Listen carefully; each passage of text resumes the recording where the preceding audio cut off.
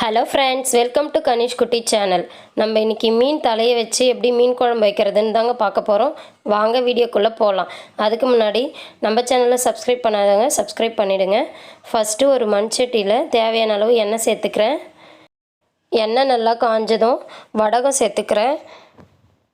வடகம் நல்லா பொரிஞ்சிடுச்சு. இந்த டைமில் 2 வெங்காயம் கட் பண்ணி அரைச்சி வச்சுருக்கேன், அதையும் சேர்த்து நல்லா வதக்கிக்கலாம்.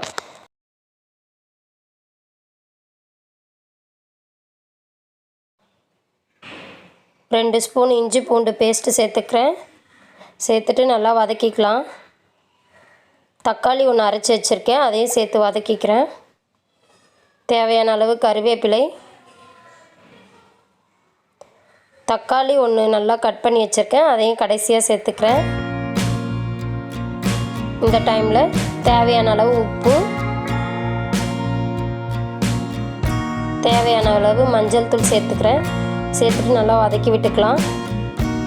பச்சை வாசனை போகிற அளவுக்கு நல்லா வதங்கட்டும். எண்ணெயும் நல்லா பிரிஞ்சு வரணும், அது எல்லாம் நல்லா வதங்கட்டுங்க.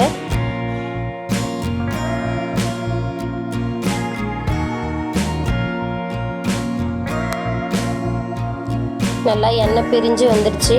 இந்த டைமில் நான் புளி கரைச்சல் எடுத்து வச்சுருக்கேன், அதையும் சேர்த்துக்கிறேன்.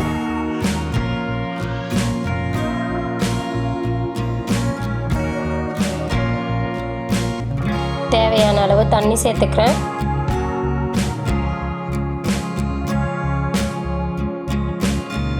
ரெண்டு டேபிள் ஸ்பூன் குழம்பு மிளகாய் தூள் சேர்த்துக்கிறேன். நம்ம வெங்காயம் தக்காளி வதக்கிறப்போ கொஞ்சம் உப்பு சேர்த்தோம். இப்போ குழம்பு கூட்டின பிறகு கொஞ்சம் உப்பு சேர்த்துக்கிறேன். நல்லா மிக்ஸ் பண்ணி விட்டுட்டு ஒரு தட்டு போட்டு மூடிடலாங்க. ஒரு 7லேருந்து ஒரு 10 நிமிஷம் வரலாம் நல்லா கொதிக்கட்டுங்க. அப்போ தான் மீன் குழம்பு நல்லா சாப்பிட்றதுக்கு டேஸ்ட்டாக இருக்கும்.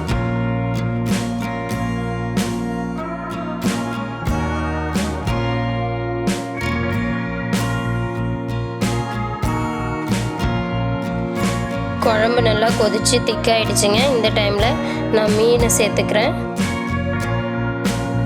மீனை சேர்த்துட்டு 1 நிமிஷம் போல் இருந்தால் போதும், ரொம்ப கொதிக்க வைக்கணும்னு அவசியம் இல்லைங்க. நம்ம மண்சட்டியில் மீன் குழம்பு வைக்கிறதால அதோட சூடே அதிகமாக இருக்கும், அதிலே நல்லா மீன் வெந்துடுங்க.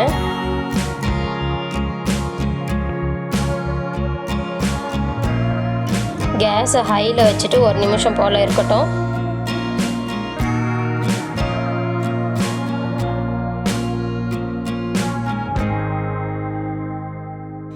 அவ்வளோதாங்க, சூப்பரான மண் சட்டியில் செஞ்ச ஏரி மீன் தலைக்குழம்பு சூப்பராக ரெடி ஆகிடுச்சிங்க.